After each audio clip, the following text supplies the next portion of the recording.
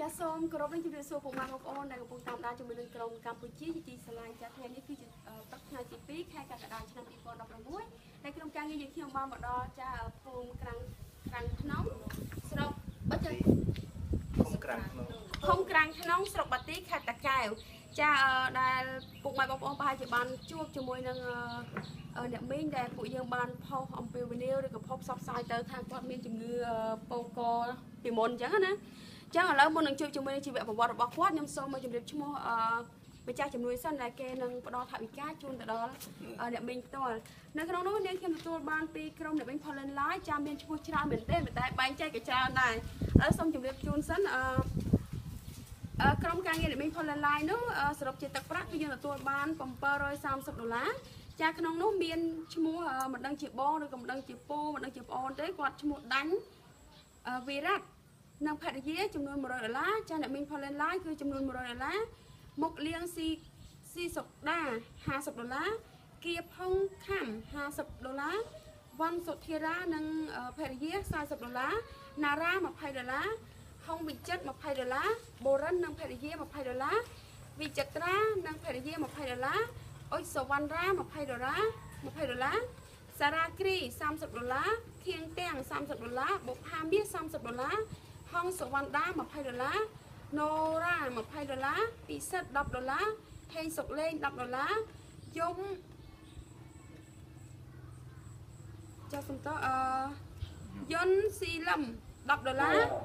អានបូរី$10ដាញ់វិរៈ$10មានវិសា$10ហេសំណាង$10នីវិបុល$10ពេជ្រស្រីណែត$10បករដ្ឋា$10ហុងនីតា$10សឹមពិសិដ្ឋ$10វ៉ាន់សុភារា$10ហាវលីមេឃនិងឈឹមហ្គេងឡាង$30សារ៉ា$10ចាស់ថវិកាតាមរយៈអ្នកមីង Poland Live គឺចំនួន$730ចាស់ក្នុងនោះ$350ជូនអ្នកមីង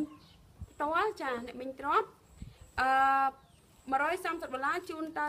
លោកយាយធីដែលជាទូរគតជននៅខេត្តបាត់ដំបងចាទី3នោះ$200ជូនទៅស្ត្រីមេម៉ាយដែលចិញ្ចឹមកូន12នាក់គាត់រស់នៅខាងដែលកូនប្រុសគាត់ហ្នឹងមានការធ្លាក់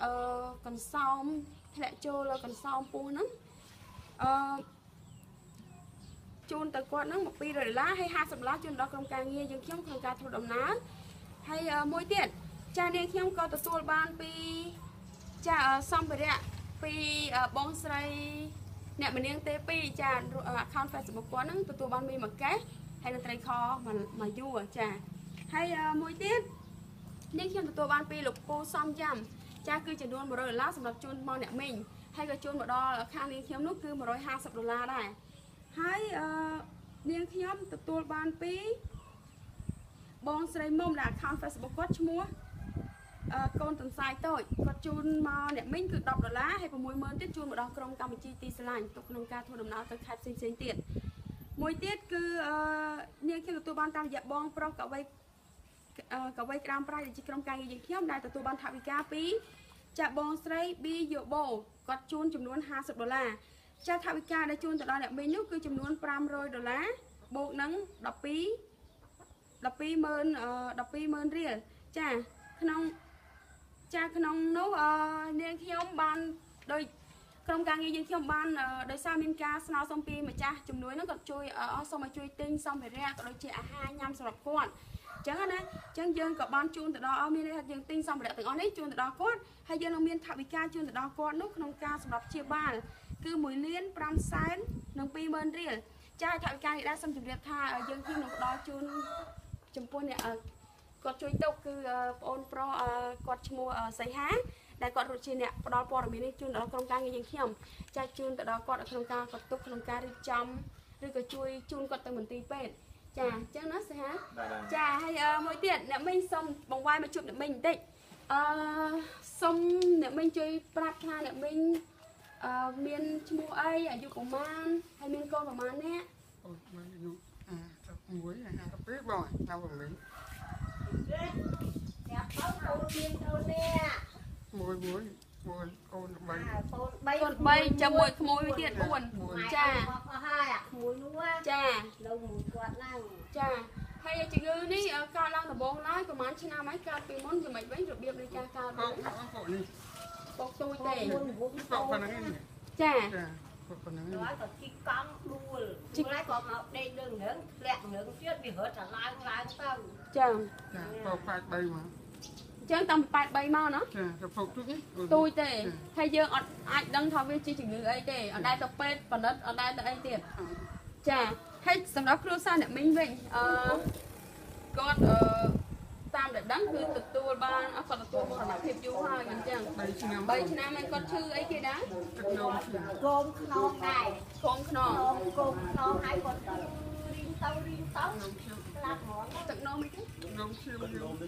អូទឹកនោមឈាមសុំតើដោយសារតែអ្នកមីងគាត់មានជំងឺហ្នឹងហើយគាត់ពិបាកក្នុងការនិយាយបន្តិចអញ្ចឹងឲ្យអ្នកមីងចេះអ្នកមីងថ្លែងម្ដងគាត់ទៅដល់ម្ចាស់ជំនួយគេបន្តិចទៅដែលគេបានជូនថវិកាឬទីសម្រាប់ជូនអ្នកមីងអញ្ចឹងណា lâu dây lên ba muốn về ba cả lâu cho ខ្ញុំជូនបើហើយអូនជួយខ្ញុំបងជួយខ្ញុំឲ្យសុខភាពល្អទាំងអស់គ្នា ចា người nhưng cho tôi phê thôi ចាពុកម៉ែបងប្អូនយើងនៅតែចាយើងនៅតែបន្តក្នុងការរកថវិកាដើម្បីបញ្ជូនគាត់ទៅមន្ទីរពេទ្យដោយសារតែយើងឃើញស្ថានភាពរបស់គាត់ដូចជាយើងដឹងហើយថាផ្ទះនេះគាត់លក់ឲ្យគេហើយក៏ប៉ុន្តែគាត់នៅអាចនៅជាន់ក្រោមនេះ là ní cái thư áo ចាចានេះគេធ្វើឲ្យគាត់ឯណាមិនមែនគាត់ធ្វើខ្លួនឯង kia cái thư áo kia ចាអញ្ចឹងយើងបងប្អូនមានទឹកចិត្តអាណិតអាសូរក្នុងការចង់ផ្ដល់ថវិកាបន្ថែមឲ្យគាត់មានឱកាសបានទៅមន្ទីរពេទ្យនោះចាអាចទៅតាក់ទងបានតាមរយៈប្រព័ន្ធទូរស័ព្ទលេខ016 54 58 64ចាសូមម្ដងទៀតគឺ016 54 58 64ចាចាហើយចាអរគុណច្រើនហើយនេះថវិកាវិញណាចាំជូនទៅដល់សិហាចាំជួយទុកឲ្យក្នុងការ ទុកឲ្យច្រើនពេក ចាថវិកាទាំងអស់ហ្នឹងគឺ1លាន5សែន20,000រៀលមិញណាចាអញ្ចឹងចាំឲ្យសិហាគាត់ជួយទុកឲ្យចាំជួយចាក់ចូលរកពេលរកអីក្នុងនេះគាត់នាងខ្ញុំជាក្រុមកម្មវិធីជាស្រឡាញ់ក៏សូមថ្លែងអំណរគុណទៅដល់ក្រុមការងារមានផលឡាយក៏ដូចជាលោកគ្រូសំយ៉ាំក៏ដូចជាចែបងស្រីអ្នកមានទី2បងស្រីប៊ីយ៉ូបូចាហើយនឹងបងស្រីកូនដង្សាយតូចចាដែលបានផ្ដល់ថវិកាដល់អ្នកមីងក៏ដូចជាដល់ក្រុមការងារយើងខ្ញុំឲ្យជូនពរពុកម៉ែបងប្អូនទាំងអស់រកទទួលទានមានបាននិងប្រកបការងារអ្វីបានសម្រេចតែក្នុងពេលនេះយើងគឺទាំងអស់គ្នាសូមអរគុណនិងសូមគោរពលាចា